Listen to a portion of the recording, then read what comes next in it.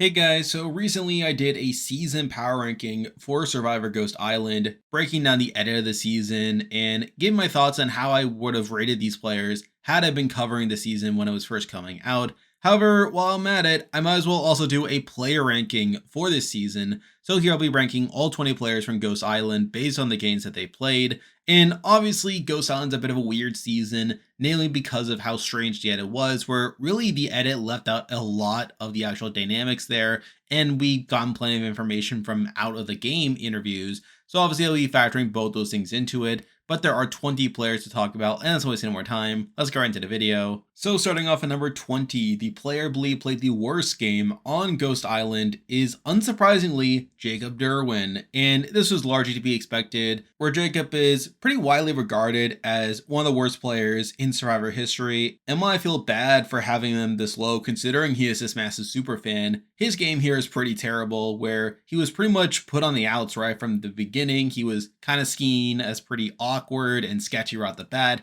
and he makes a bevy of mistakes during his brief stay, like him looking for an idol on day one. You have him like being pretty open with how strategic he's playing, and he just doesn't seem to bond with really anyone on this cast. And he would have been the first boot had he not been sent to Ghost Island for that first round. But even then, like, he announces to Navidi that he tricked them into sending him to Ghost Island, and then you have him making the fake idol only for no one to believe it. You also have him being tricked by Stephanie into revealing all of his secrets, like the fact that the idol was fake and that he gave a legacy advantage to Morgan. And really, he just plays these rounds all wrong for the most part. And I'm not too sure how much potential he really had on the season, where it came off as pretty awkward and sketchy to the point where no one really trusted him that much. And it made sense why he was taken out at the first opportunity. So really, it was no contest over who was going to be at the bottom here. And because of that, he's here at number 20. Now moving on to number 19, and we do have the official first boot of the season, and here we have Gonzalez.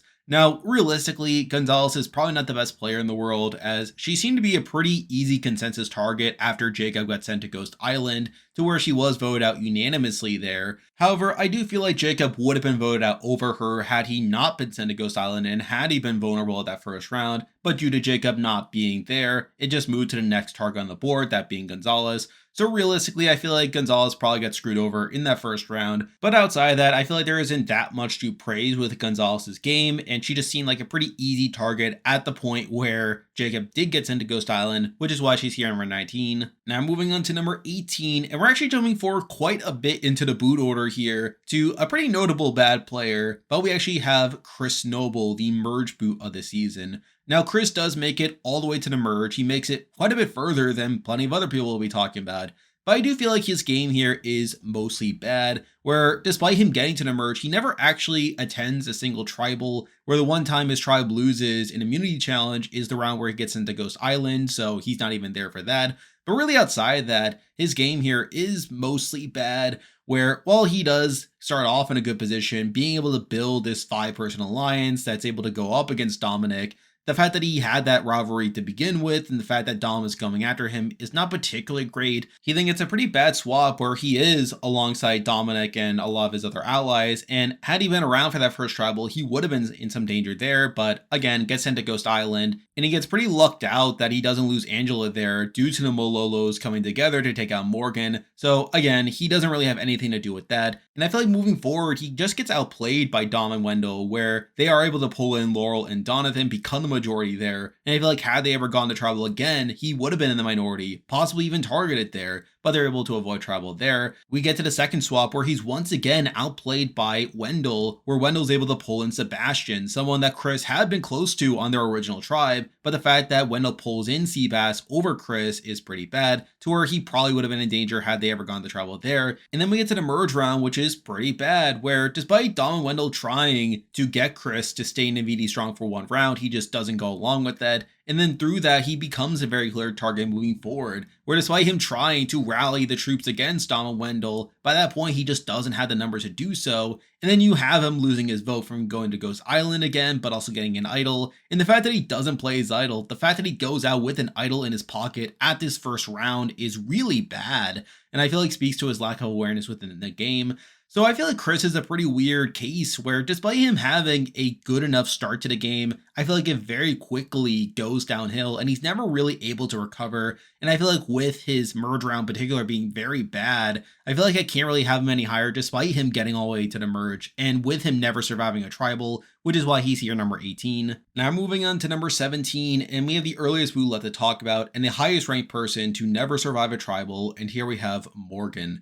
And I did consider putting Morgan a little bit higher, considering it does seem like she got sniped out of the game and got pretty unlucky that Chris got sent to Ghost Island, where I felt like otherwise Chris could have been a target to unite that side, but due to Chris being away and there not being many other options, that does put her in a pretty precarious spot. Now at the same time, we do have to falter to considering that her alliance does go for Angela here, despite Angela being very willing to work with the Navides coming to this round, which opens up the possibility of the Malolos being able to take a shot at the Navides.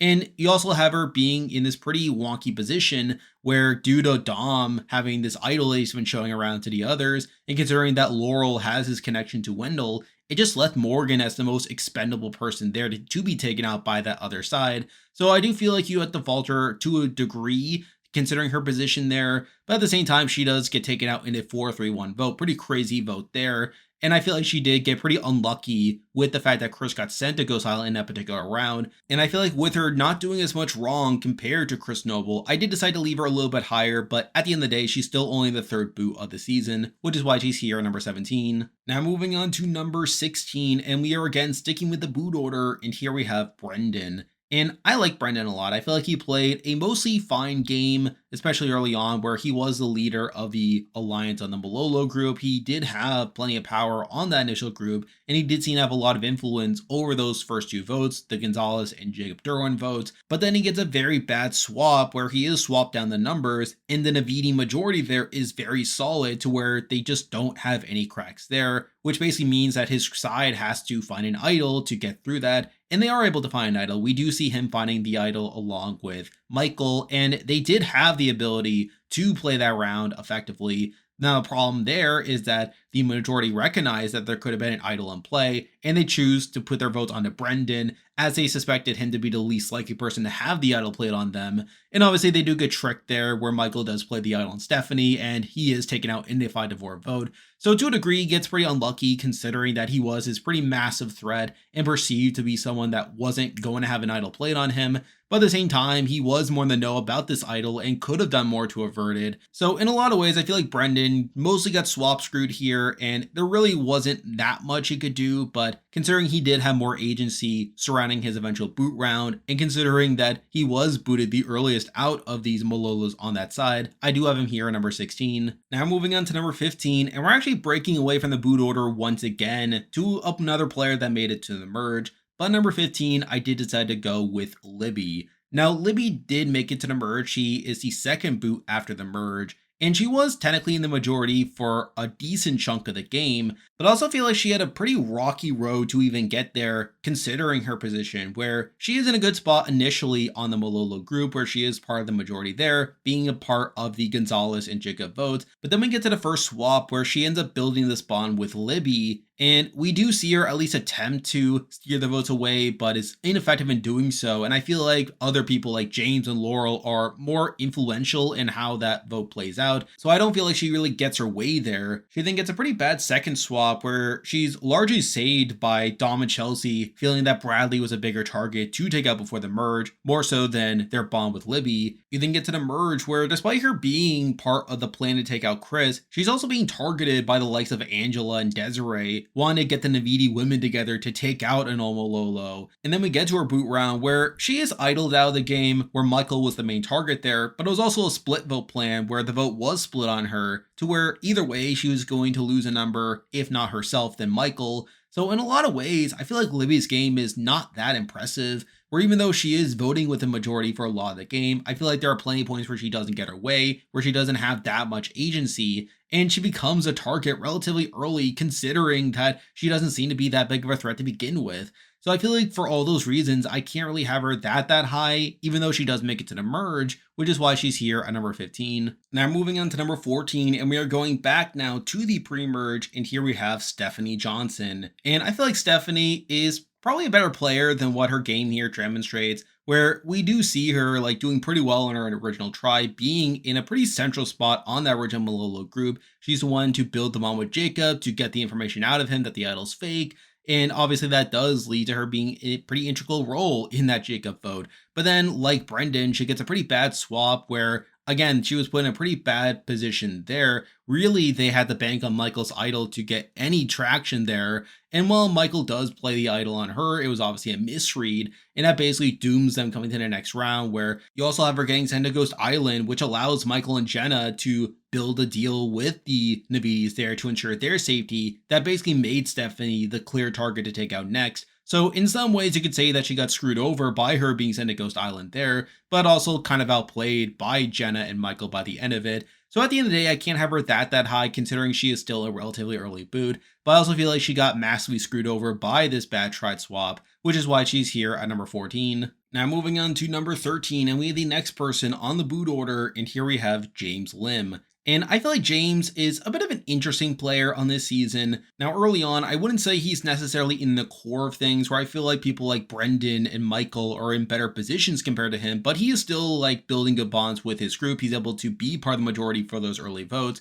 But then we get to the swap where he is the mastermind of the Morgan blindside. And that's really what's elevating him on this ranking, that he recognized that with the Dom, Wendell, and Morgan side going after their own number in Angela, that opened up the opportunity for the Malolo minority to get one up on the Navides, and they are able to pull in that plan, which is all pretty good. And I feel like that's a massive pro for him on this player ranking. However, I do feel like after that, his position does start to wane a bit, considering that Dom and Wendell do regroup, and they are able to pull in Donathan and Laurel over him, to where he did seem like the fifth in that. And then he obviously gets a pretty bad second swap where him and Michael do try to pull in Angela, but it's just unable to do so. And he is voted out there unanimously, though I don't really fault Michael for voting him out considering it was more so to save face. So really, I feel like James's game, at least on paper, isn't the best in the world, where there aren't that many points where I would say he's in that strong of a position. But I feel like his involvement in putting together the Morgan blindside is so good in my eyes that I feel like that alone elevates him this high on the list, which is a big reason he is here at number 13. Now moving on to number 12, and I didn't know what to do with this person. I really juggled this person back and forth, not really sure what to make of them. But number 12, we're actually jumping quite a bit forward in the boo ranking once again, and here we have Angela, the final juror of the season. And obviously Angela makes a very deep run in the game. She gets all the way to 4th place. However, I feel like her path there is very rocky in my eyes. Now, early on, she is working with the Crust Noble side of things, and had they gone the tribal, it probably would have been a 5-5 tie. But then we get to the swap where she does get unlucky with Chris being sent to Ghost Island. But then despite her making clear that she wants to stay Navidi strong, we have the Dom, Wendell, and Morgan side decide to turn against her, to where she's almost blindsided by the very people that she wanted to work with and the people she was willing to be loyal to. And she's pretty much saved by the Malolos taking advantage of the situation to flip the vote on the Morgan instead. Almost nothing to do with what she was doing there. So the fact that she's almost a third boo of the season, being blindsided by people she wanted to work with, is really bad in my eyes. But moving forward, she continues to be on the bottom of that tribe where her and Chris are being outnumbered by the Dom and Wendell side, and they probably would have been targeted had they gone back to tribal. She then gets a pretty interesting second swap where she is technically the swing vote, and we do see the James and Michael side really court her vote there, but she decides to vote out James to remain Navidi strong, despite her not even being in that great of a spot on the Navidi group. We then get to the merge where she is one of the only people left out of the Chris Noble plan, which is pretty bad. After that, you have Michael trying to get her to flip against Wendell, only for her to leak that plan back to Dom and Wendell, which again enables that power structure further. At the final 8, you have her trying to work with the women to flip the game on Dom and Wendell, only for them to not have the numbers there. And really for a lot of the end game, she's mostly being dragged, where no one really sees her as much of a threat. And despite her being such a goat, you still have Dom sending her into fire at the final 4, only to lose out to Wendell there. So really, I think Angela's game is pretty bad for the most part, where she has almost no agency the entire time. You have her remaining Navidi strong to a fault, despite the fact that she was almost blindsided by them at the first tribal she attends, and despite her having opportunities to flip the game, such as at the James round and the Libby round. and yet she decides instead to enable a power structure that doesn't even benefit her that much, and the fact that she's never really effective at making a move across the game. Also, I don't really see how she wins a jury vote at the end. I feel like for the most part it's a pretty bad game, despite her getting all the way to the final four, which is why she's here at number 12. Now moving on to number 11, and we have the person who came in 11th, and here we have Desiree. And I feel like Desiree's game is mostly interesting. Now early on, like, she's not really much of a factor in things. It's not until the swap that she becomes more of a decision maker. Though at the same time, I feel like she's not in the driver's seat of her swap tribe, where I feel like the likes of Bradley and Kellen are more so the decision makers there, but she is part of the majority, being able to take out Brendan and Stephanie without too much difficulty. We then get to the second swap where she is once again in the majority, and while Michael and James are targeting her that round, she's able to hold the numbers there. But then we get to the merge where, like Angela, she's not one that votes for Chris. She is actually a vote for Libby there, but is able to get through that all right. The Libby vote, she's also part of that plan where they split the votes. But then we get to her boot round where she does recognize that she's not well positioned within the Dom Wendell's power structure, and we do see her trying to flip the game against Kellen, Dom, and Wendell. However, it's largely unsuccessful, where she's unable to get the numbers there and is immediately targeted as a result, which is mostly bad as she wasn't able to really pull in many numbers. And while the show made it sound like she had Chelsea on her side, in reality, Chelsea didn't know about the plan, so even that's not particularly great. So obviously she doesn't have much influence in the game, and you could say that she blew up her game, but I feel like the fact that she was willing to flip the game against Dom and Wendell is a good sign, and I feel like had she waited a couple more rounds and was able to get some numbers, I feel like there would have been more willingness to flip against them at that point. But at the end of the day, I mean, she's still only 11th place, and I feel like even before that, her game itself isn't the most noteworthy in the world, which is why she's here number 11. Now moving on to number 10, and we actually have the highest ranked pre-merge boot left to talk about, and here we have Bradley. And despite him being a pre-merge boot, I feel like he played a pretty solid game for the most part, or even though he came off as pretty cocky and overconfident, he was able to be in a pretty good spot for a lot of the season, where early on he was able to build a strong bond with Kellen and Wendell on the original Navidi, a group that Dom was not a part of, and he's able to get through those early rounds all right. And then after the swap, he's in a power position where he and Kellen are the main decision makers on that group, where they do decide to take out Brendan and Stephanie there. And while he became a target for the Malolo side, he had the numbers to get through that all right. Or at the Brendan round, we do see them being able to get around Michael's idol by putting their votes on the Brendan, and they do have the numbers of following round to take out Stephanie. And the fact that they're able to remain unified is all pretty good. But then we get to the second swap, which definitely puts him in a worse spot, where due to his decision to take out Brendan and Stephanie, that made Dominic feel threatened that Bradley was going to be an issue for him after the merge. And this causes Dom and Chelsea to throw the immunity challenge to vote out Bradley. And I do feel like that's pretty unlucky in Bradley's end. The fact that Dom and Chelsea were so willing to go to that extreme to take him out before the merge is pretty unfortunate. And yes, while he mismanaged his threat level to where Dom felt the need to take him out before the merge, I still feel like he played a pretty solid game up to that point, where he was a key decision maker on his swap tribe, and he had a solid group in Kellen and Wendell, and I feel like that group would have remained strong had he made it to the merge with them. But obviously he was taken out before the merge, and at the end of the day, he was still a pretty big target for the opposition, which is why he's here number 10. Now moving on to number 9, and we have a player that was mostly on the bottom during their season, but was still pretty active, and here we have Michael Yerger. And obviously I covered Michael in my history of Michael's video, but I do feel like Michael played an interesting game here, where early on he was in a pretty good spot on the original Malolo. Mind you, he was being targeted by Jacob Derwin of all people, but they're able to get through that situation all right. He obviously gets a pretty bad swap where he's put on the bottom. However, we do see him finding an idol, and I find it pretty creative how he tries to play it off, where since it's James's idol from Survivor China, he tries to tell the opposition that he can play it on two people. And while it doesn't end up working out, where he ends up misplaying the idol and the majority puts their votes on the Brendan instead, I still find his play during that round pretty interesting. But obviously from that point on, he does spend a lot of the season on the bottom, where he does lose his numbers one by one. And while you could give him some credit for convincing the others to keep him around, I also think a lot of the reason he stays is due to this perception of him being this seemingly obvious threat that can be dragged through the game as a shield. So I feel like it's not really as much what he's actually doing, but more so the perception that it gives off to the other players. Where we get to the second swap, which is also pretty bad for him, and he and James are unable to convince Angela to side with them, and he does vote out James as a self-preservation move,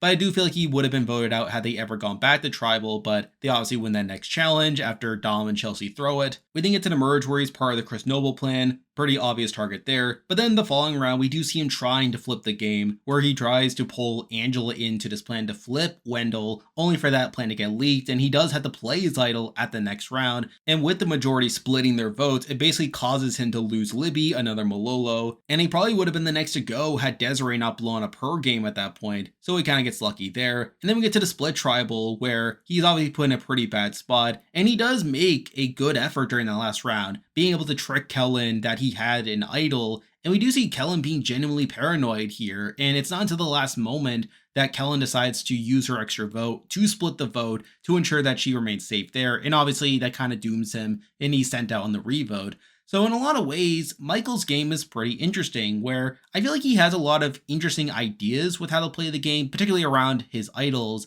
and I feel like to a large degree he gets unlucky with how SWATs play out and how the challenges play out, but at the same time he was still on the bottom for a lot of the game, and I feel like with him not having much agency, I can't really have him that high on this ranking, and I actually consider putting him even lower on the list considering the amount of the game that he was on the bottom. But I feel like considering how hard he played for a lot of it, then also he did seem like a pretty big jury threat to where he probably would have had a decent shot of winning had he gotten to the end. I feel like I can't have him that low, but at the end of the day, he was still a pretty interesting player, which is why he's here number 9. Now moving on to number 8, we have someone who definitely made it further than Michael, and there's definitely a debate for this person being below Michael, but this person was in the majority for more of the game compared to Michael, and that person is Seabass, who does make it all the way to the final 6. And there's definitely a debate for him being lower, as he does come off as a pretty passive player, and he very rarely seems to be in the driver's seat for a lot of the season. But he was in the majority for most of the season, where early on he is aligned with Chris Noble. Had they gone the tribal, it would have been a 5-5 situation there. He gets to the first swap where he is part of the majority, and they are part of those votes taking out Brendan and Stephanie. Mind you, I feel like Seabass didn't really have much agency there. I feel like other people were bigger factors compared to Seabass,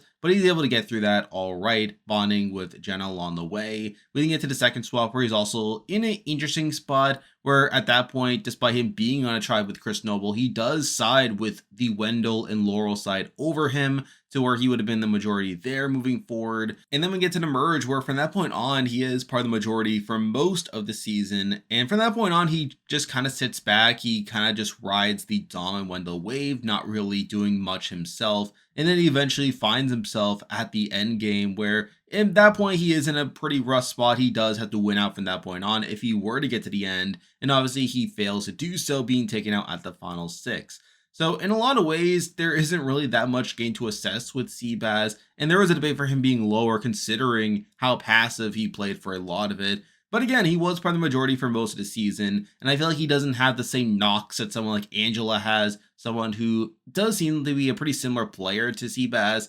Then also I feel like he had more of a shot of winning the game if he were to somehow get to the end. So I feel like there are definitely enough pros with Seabass to where I can't have him too much lower, but at the end of the day, he's not that good of a player. So because of that, he's here at number 8. Now moving on to number 7, and we have the earliest boot left on the board to talk about, and here we have Jenna. And I find Jenna's game here to be pretty interesting for the most part, where even though she is on the bottom for a decent chunk of the season, I feel like she plays pretty well with from the bottom, and I feel like her and Michael definitely had the better shot of making a deep run if they were to get some better circumstances along the way. Where early on she is a part of the majority alliance, she's close to both Stephanie and Michael, and is in a pretty good spot on the original Malolo tribe. Obviously gets that pretty bad swap where they're pretty much doomed to lose 2 numbers after Michael misplays his idol. However, I feel like Jenna does better in terms of ingratiating herself within the Navidi majority, where we see her bonding with Seabass, we see her sucking up to the likes of Bradley. That causes her to be kept around over the likes of Stephanie, and it does seem like had they gone to another tribal afterwards that they would have kept her over Michael. So I feel like to that end, I do find Jenna's play there somewhat impressive. She think it's another pretty bad swap where she is down the numbers once again. However, it does seem like Chris would have been the boot over her had they gone to tribal, but they obviously went out to the merge. And then from the merge on, she is at the bottom again where she's outside of the core power structure. However, she is able to keep the target off her back, where in those early rounds, Libby and Michael were bigger targets over her, and she's able to get her way to the final 10 mostly unscathed. But then she gets massively screwed over by the split tribal twist that breaks up her and Michael, and from that point on, she's a pretty clear target there. While we do see her trying to get the target off her back, trying to pin the target onto Donathan, it just wasn't going to work, and she is picked off there. So I do feel like Jenna, for the most part, played pretty well considering her position for a lot of the game, and I feel like she was the least targeted of the Malolos that made it relatively deep into the game, which I do find somewhat impressive. And I feel like had the split tribal twist not happened, she would have been in a better spot moving forward, where Michael would have continued being a target over her, and she could have had some numbers to potentially flip the game on Dama Wendell, to where that would have put her in a pretty good spot moving forward. So I do feel like Jenna played a mostly solid game considering the circumstances, which is why she's here at number 7. Now moving on to number 6, and we have someone who was barely on the show, but played a pretty good game, and here we have Chelsea. And again, I feel like Chelsea played a pretty solid game, even though we barely saw it on the show. Where early on, she was in a pretty good spot on her original Navidi, where it does seem like she was the swing vote had they gone to tribal there, where she was close to the Chris Noble side of things, while still having connections to the Donald Wendell side of things. So I feel like she was essentially in the middle of her original tribe. Obviously, gets a pretty good swap where she is in the majority for those next couple of rounds. And while I wouldn't say she was the main decision maker for that group, she was still in a pretty solid spot to where she wasn't really targeted at that point. We then get to her second swap where she reconnects with Dom, and they do agree to throw the challenge to get rid of Bradley before the merge. I feel like that's a pretty impressive move. And then during the early merge, she's also in a good spot, being part of the Chris and Libby plans. But then we get to the Desiree round, which is where things get a bit more wonky, where at that point we do see Desiree trying to flip the game on Dom and Wendell. And even though Chelsea has said afterwards that she had nothing to do with this plan, she is still lumped into that group where people are talking about this as if it's Desiree and Chelsea's plan, which I don't think is particularly great. And she later votes with Desiree at this tribal, which I don't think is a particularly good look for her long-term prospects within the game. We then get to the split tribal where she is part of the majority there, taking out Jenna. But then we come into the final 8 where she does try to make her move. She does try to flip the game on Dama Wendell, and she comes relatively close to getting that plan through, where Donathan in particular was very much willing to flip at that point, but due to Laurel not wanting to go with the plan, that kind of forced Donathan to stick with that side, taking her out instead, which is pretty unfortunate. However, similar to Jenna, I also think she kind of gets screwed over by the split tribal twist, where had that not happened, and had she been able to get to the final 9 with one of Jenna or Michael, I feel like that would have given her an extra number to potentially cause this move to go through. So to that end, I feel like Chelsea still had the potential to make this plan work. It's just a matter of having the numbers to actually do so. But I do feel like Chelsea played a pretty solid game for the most part. And I feel like had she gotten to the end, she would have been a pretty interesting jury prospect, to where I feel like there definitely would have been some respect there. And especially had she been able to get this flip to go through. So I feel like she played a pretty solid game for the most part, which is why she's here at number 6. Now moving on to number 5, and we have a pretty massive player across the season, but one that I felt like came up short by the end of it. And here we have Kellen. And I know people are frustrated with Kellen over her willingness to remain Navidi strong. However, I do feel like for the most part, she played a pretty good game and was pretty well positioned for a lot of the game. Where early on, she is aligned with the Dominic side, and she has a very close bond with Wendell and Bradley that puts her in a pretty good spot on her initial tribe. Gets swapped into a pretty beneficial position where she and Bradley are the decision makers on that group, and they're really able to hold the numbers during those rounds, being able to get around Michael's idol at the Brennan round, being able to take out Stephanie thereafter, and obviously she is in a very good spot there. She then gets a pretty good second swap as well, where she's able to hold the numbers once again, be able to keep Angela in line, taking out James. But she's also separated from Bradley, and you later have Dominic taking out Bradley on the other tribe, which is pretty bad for Kellen's position moving forward, as Bradley would have been a key number for her coming into the merge. And then we get to the merge where she is part of the majority for a decent amount of these rounds. However, at the same time, I also feel like Dominic outplays her to where he's also able to steal Wendell from her, where they initially had a bond, but it does seem like by the end, Wendell was more aligned with Dom than anything else.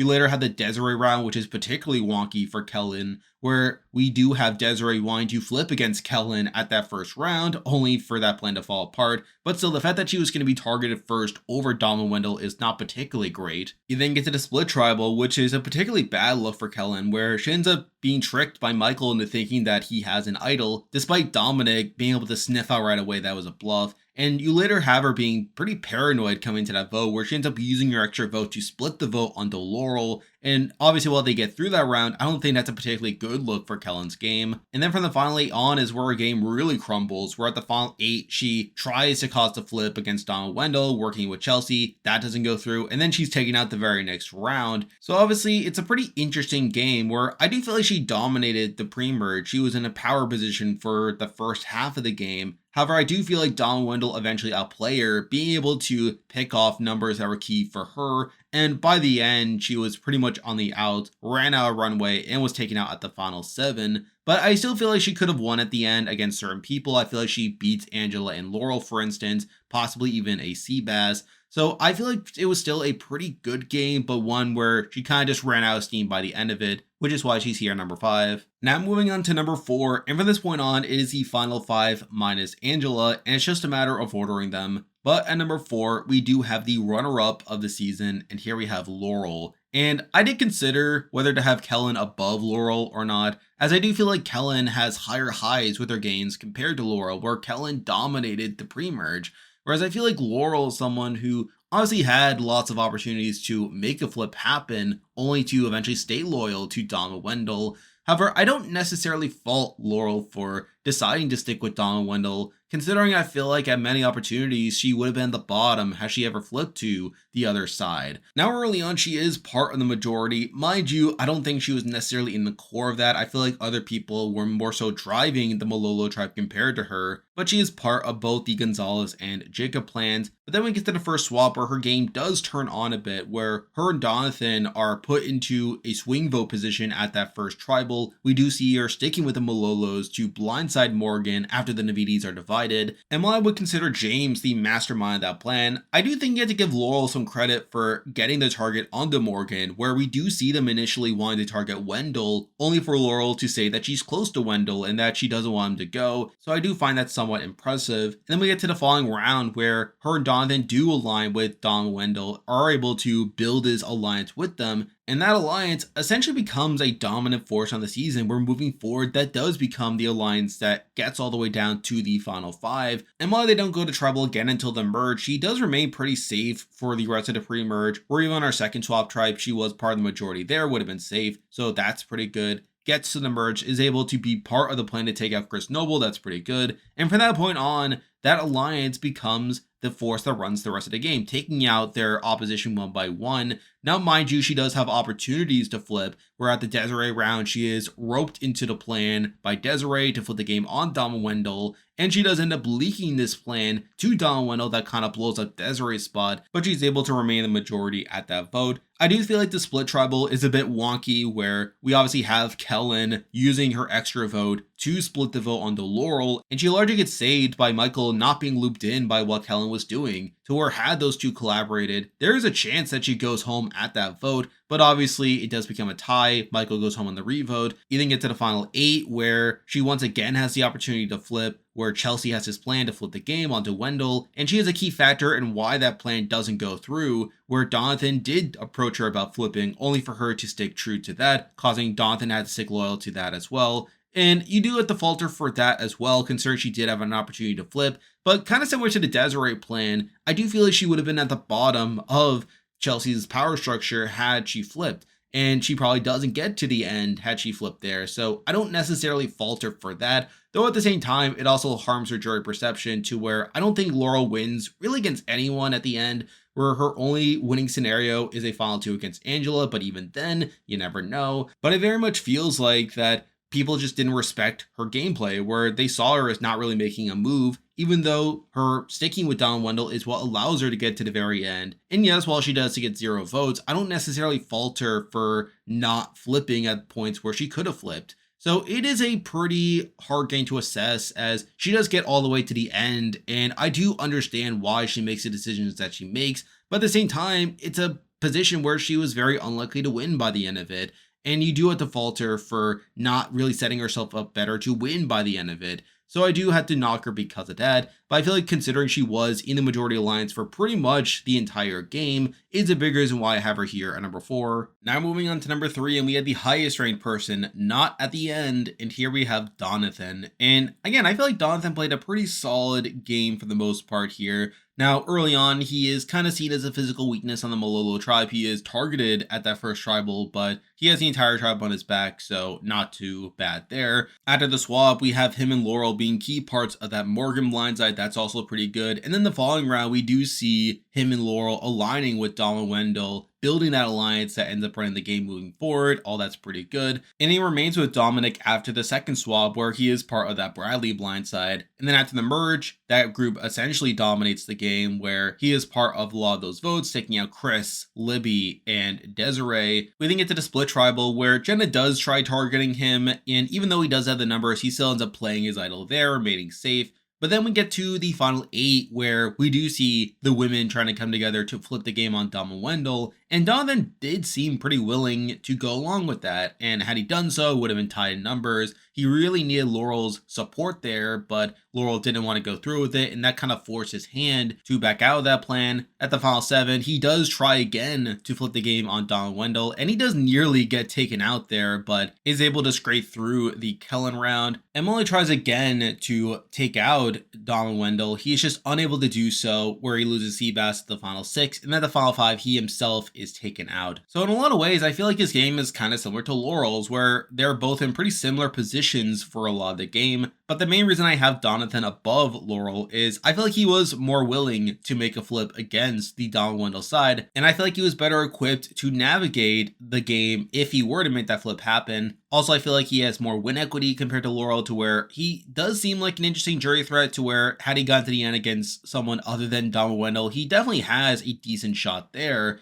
But I feel like with him not really having the opportunity to flip, largely due to Laurel sticking by the Dom and Wendell side, it does hamper him back, but I feel like the fact that he's willing to make that move is enough to have him here at number 3. Now moving on to number 2, and this top 2 should be very obvious. It is obviously Dominic and Wendell, and it's just a matter of ordering them. But at number 2, I'm actually going to go with the winner of the season, and here we have Wendell. And obviously Wendell does end up winning the season by the end of it, but I feel like his path there is a lot rockier compared to Dominic's. Now early on in the original Navidi, he is part of that 5-5 split along with the Dominic side. However, I do feel like he is slightly better positioned compared to Dominic, where he also has a core of Kellen and Bradley. And I feel like with Dominic being the bigger target at that point, I would say Wendell's probably better positioned at the beginning of the game compared to Dominic, but they are working together. We then get to the swap where he is blindsided at the Morgan round, which is not particularly great. And at one point, it was actually going to be him being targeted over Dominic until Laurel was able to shift the target away from him, which is a pro, but also a con at the same time.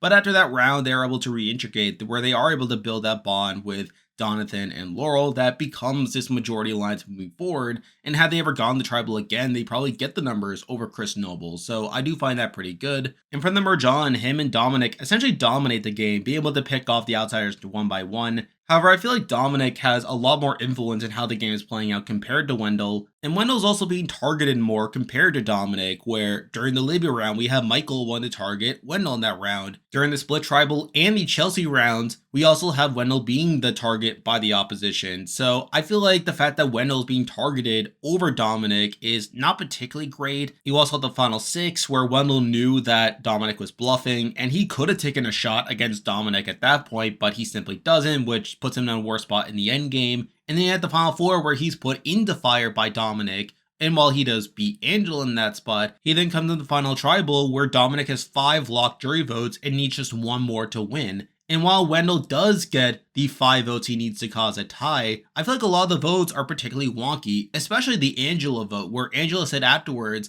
that the reason that she voted for Wendell over Dominic was that Wendell just happened to be looking in her eyes as she stood up to cast her vote, which is such a fluky way of getting a jury vote that Wendell could not have accounted for. And for all he knew, what Angela could have voted for Dominic, and he just outright loses at that point. So even the way he gets his jury votes is particularly wonky, and it does lead to a tie where he does have the closer bond with Laurel to get her jury vote at the very end. But I still feel like Dominic played the better game overall, and I feel like I would have personally voted for Dominic over Wendell. Now, obviously, outside of that, Wendell still played a pretty solid game. He and Dominic ran most of that season, but I feel like Dominic outpaced him at multiple opportunities, and I feel like with the flaws that I just mentioned, I had to leave him here at number 2. And now, at number 1, the person I believe played the best game on Survivor Ghost Island is Dominic, the runner-up of the season. And again, I would have voted for Dominic at the end over Wendell, as I feel like his game as a whole was more consistent.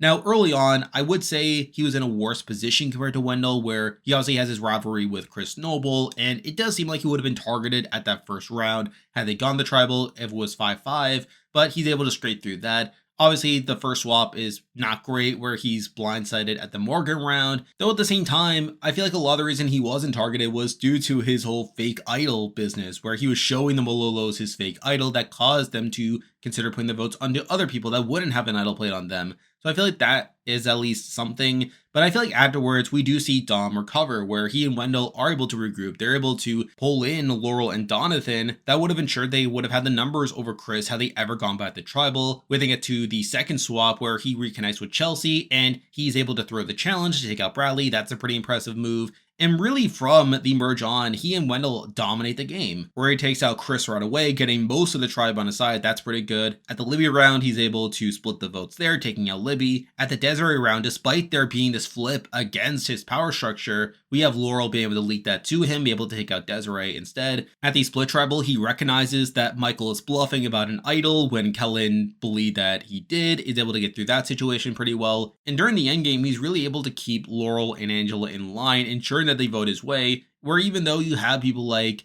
Donathan considering a flip against him, he's able to get through that. At the final 6, he's able to bluff about his idol, able to get through that situation pretty well. And then at the final 4, he does win immunity and is able to put Wendell into fire, recognizing that he needs to get Wendell out before the end. And while it doesn't work out with Wendell winning the fire making challenge, he still comes in the final tribal with 5 locked jury votes. And had he gone to the end against anyone other than Wendell, he wins near unanimously, which I feel like is pretty good there. He just needed 1 more jury vote to secure the win. Now, obviously, he does burn jury votes along the way, particularly Seabass's vote at the final 6, which obviously isn't great, but you also have Angela's vote, where Angela ends up voting for Wendell for very fluky reasons. And while I had to fault Dominic for not being able to get that last jury vote to win, I still feel like he played the overall better game compared to Wendell. I feel like his game was more consistently dominant compared to Wendell's, and he was in less danger in the game compared to Wendell. And I feel like at the end, he had a more secure path to winning the game, while Wendell had to rely on very circumstantial stuff to get to a tie and win the game there.